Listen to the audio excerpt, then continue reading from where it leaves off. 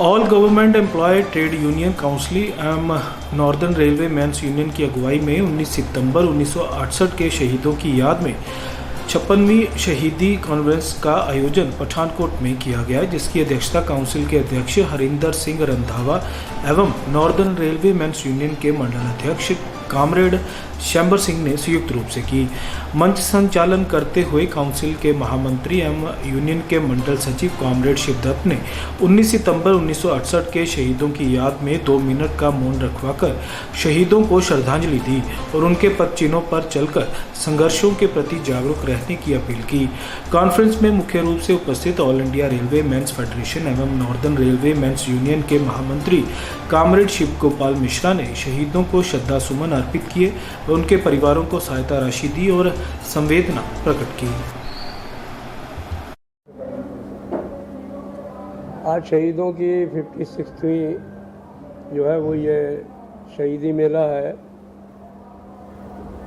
19 सितंबर 1968 में हमारे ये 5 साथी यहाँ पर शहीद हुए थे और हमारे पठानकोट के साथी, फिरोजपुर डिवीज़न के साथी हर साल उनकी याद में यहाँ पर ये शहीदी मेला लगाते हैं, उनको याद करते हैं। मैं भी हर बार आता हूँ, उनको श्रद्धांजलि देता हूँ, नमन करता हूँ, उनसे प्रेरणा लेके, ऊर्जा लेकर के फिर साल भर काम में लग जाता हूँ। तो इस बार जब यहाँ आया हूँ तो एक सबसे बड़ी उपलब्धि जो हम लोगों ने हासिल की, 20 साल से लड़ाई लड़ रहे थे हम लोग। जब सरकार ने पेंशन बंद करके हमारे बच्चे और बच्चियों की जो 2004 के बाद आए, तो उन्होंने एक नया पेंशन सिस्टम ले आए थे जिसको कहते थे वो एनपीएस, लेकिन थी वो नो पेंशन स्कीम। क्योंकि जब लोग रिटायर होने लगे 2004 के बाद, भर्ती वाले लोग, तो उनको 500 रुपये पेंशन, 800 रुपये पेंशन, 52,000 रुपये पाने वाला लोको पायलट 2,326 रुपये लेकर के घर जा रहा था।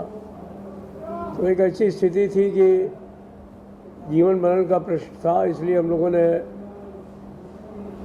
29-30 नवंबर 2022 में पूरी में ऑल इंडिया रेलवे फेडरेशन की जो कॉन्फ्रेंस हुई, एनुअल कॉन्फ्रेंस, वहाँ पर फैसला लिया कि हमें पूरा वर्ष जो है 2023 का पूरी ताकत से पुरानी पेंशन बहाली के लिए लगाना पड़ेगा।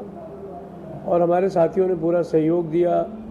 पूरा साल भर यूनिट लेवल पे प्रदर्शन किए, ब्रांच लेवल पे प्रदर्शन किए, अपने डिवीज़न पे प्रदर्शन किया, स्टेट पे प्रदर्शन किया। 10 अगस्त को रामलीला मैदान में 2.5-3 लाख से ज़्यादा लोग जो है जुटे, प्रदर्शन किया उन्होंने। और कड़कती ठंड में जनवरी 2024 में भूख हड़ताल की और 1 मई 2024 से हड़ताल पर जाने का निर्णय भी लिया। सरकार ने एक कमेटी बैठाई ये सब आंदोलन को देखते हुए, और उस कमेटी ने भी हम लोगों से बातचीत की, सरकार ने भी बातचीत की, और अंततः ओपीएस में जो फीचर्स थे उन्हीं के आधार पर वो पहली हमारी मांग थी कि हमें आधी पेंशन रिटायर होने के बाद जरूर चाहिए और डियरनेस रिलीफ उसके ऊपर महंगाई राहत जरूर चाहिए। ये दोनों ही मांगों को सरकार ने मानने का काम किया और उन्होंने एक नया नाम देते हुए यूनिफाइड पेंशन सिस्टम, उन्होंने 1 अप्रैल 2025 से 1 जनवरी 2004 के बाद जो लोग भर्ती हुए हैं उनको जो है वो यूनिफाइड पेंशन स्कीम के अंतर्गत 50% तनख्वाह देंगे और उनको महंगाई रिलीफ भी देने का काम होगा। इसके अलावा फैमिली पेंशन भी उन्होंने देने का फैसला किया।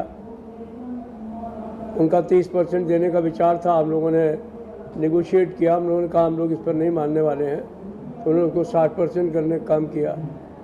उन्होंने जो है वो हमें मिनिमम पेंशन भी 10,000 रुपये देने का काम किया। पुरानी पेंशन में ये 9,000 रुपये ही थी।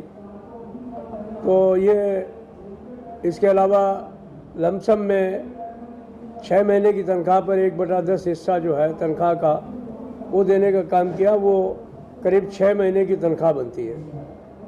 तो एक कोशिश है, और जो लोग इस बीच में रिटायर हो गए हैं, ये आदेश जो है वो उनके लिए भी लागू होंगे। तो एक बहुत बड़ी त्रासदी थी जो अभी फ़िलहाल थोड़ा सा इसमें रिलीफ मिलने का काम हुआ है। हालांकि इनमें दो एक कमियां भी हैं। कमी ये है कि जब पुरानी पेंशन सिस्टम में 20 साल minimum pension, qualifying pension service मानी जाती थी, लेकिन इसमें वो 35 वर्ष करने वाले थे। तो 35 को हम लोगों ने जो है वो निगोशिएट करते करते उसको हम लोग जो है वो 25 साल पर लाने का काम हुआ है अभी। और अभी हमने इसको छोड़ा नहीं है। आने वाले समय में हम निगोशिएट करेंगे और इसको भी 20 साल कराने का काम करेंगे, क्योंकि बहुत सारे बच्चे जो हैं अब ज़्यादा उम्र में भर्ती होते हैं, और ख़ास तौर पर जो SC ST के लोग हैं उनको चूँकि भर्ती आयु की सीमा में छूट है, तो इसलिए उनको देखते हुए हम लोगों ने मांग की है अभी कि इसको 20 साल करने का काम किया जाए। और मैं पूरा विश्वास है कि ये जरूर होगा। एक ये भी है कि जो 10% कर्मचारियों का कटता है और जो 10% सरकार दे रही है, वो 20% पर जो एन्युटी है वो पूरी की पूरी कर्मचारियों को ही मिलेगी। लेकिन हमारा मांग है सरकार से कि ये जो 10% में उन्होंने 1/10 उसको भी जो है वो पूरी सुविधाएं मिलनी चाहिए जो जिसकी वो अपेक्षा करता है। गाड़ियों की स्पीड बढ़ रही है, नई गाड़ियां चल रही हैं, वंदे भारत, अमृत भारत स्टेशन भी बन रहे हैं। तो सरकार काफ़ी पैसा खर्चा कर रही है इन सब चीज़ों पर, इंफ्रास्ट्रक्चर को डेवलप करने पर। लेकिन उसके साथ कर्मचारियों की संख्या भी बढ़े और उनको भी जो है वो काम करने का मौका मिले तनावपूर्ण हालात में, तो मैं समझता हूँ कि रेलवे और बेहतर तरीके से चलाने का मौका मिलेगा।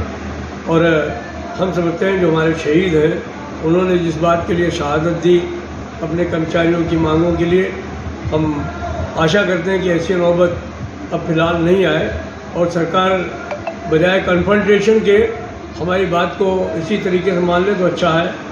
इस UPS की बहाली में देश के प्रधानमंत्री ने हम लोगों को बुलाया, बातचीत की, और बातचीत करने के बाद में जहाँ जहाँ प्रॉब्लम्स थी उनको हल करने का काम किया। तो ये जो हमारे लिए एक बहुत ही सुखद क्षण था। मैं समझता हूँ कि आने वाले वक्त में भी ऐसा ही माहौल रहना चाहिए, तो इससे देश का भी भला होगा और कर्मचारियों का।